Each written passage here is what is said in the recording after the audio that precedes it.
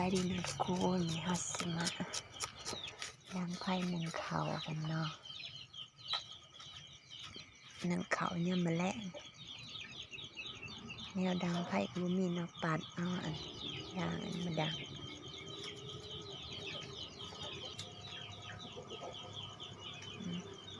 ลบมันก็แห้งฮักไม่อ่อยไฟว้า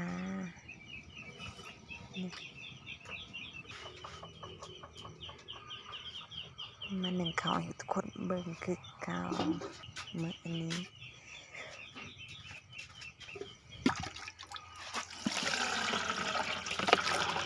น้ำห้วยม้วยเนาะมันบอกผิดอันน้ำทอกสมอหนึ่งเนาะใส่2 โอยันไผ่ใหม่หมอเนาะมาโจกข้าวเย็นใส่หัวใส่หม้อไอเลยทุกคนมาเราก็จะมาเกลือเป็ดเกลือไก่กันเนาะ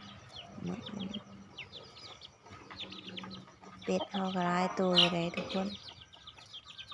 ผู้ใดอยากกินเลือดแป้งเป็ดปีใหม่ก็มาเด้อ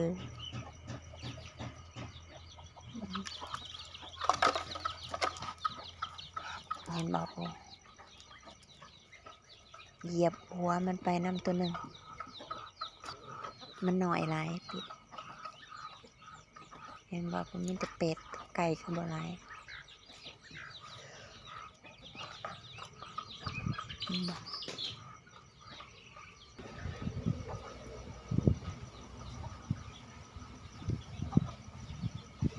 ลมก็แห้งเลยทุกคนอยู่บ้านเฮาหนาวเลยทุกคน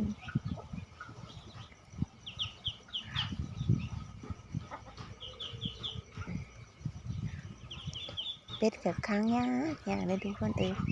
โบอยากเข้าไปในกระสุมซ้ำตรงไหลจับเอาบ้านเป็ดหน่อยมันค้างยากไหลจับเอา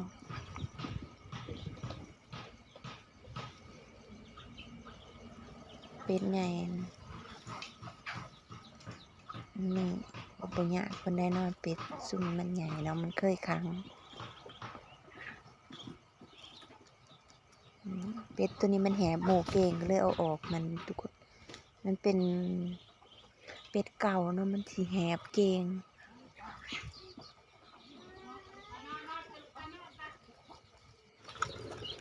เอาไปเกลือมันอยู่เนาะเป็นหน่อยก็ครับเก่าโตเป็น6 ตัวนะตัวนี้10 ตัวผู้ใดอยากได้เป็ดก็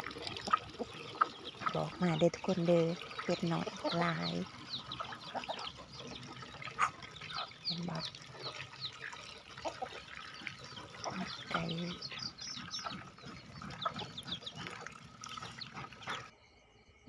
มี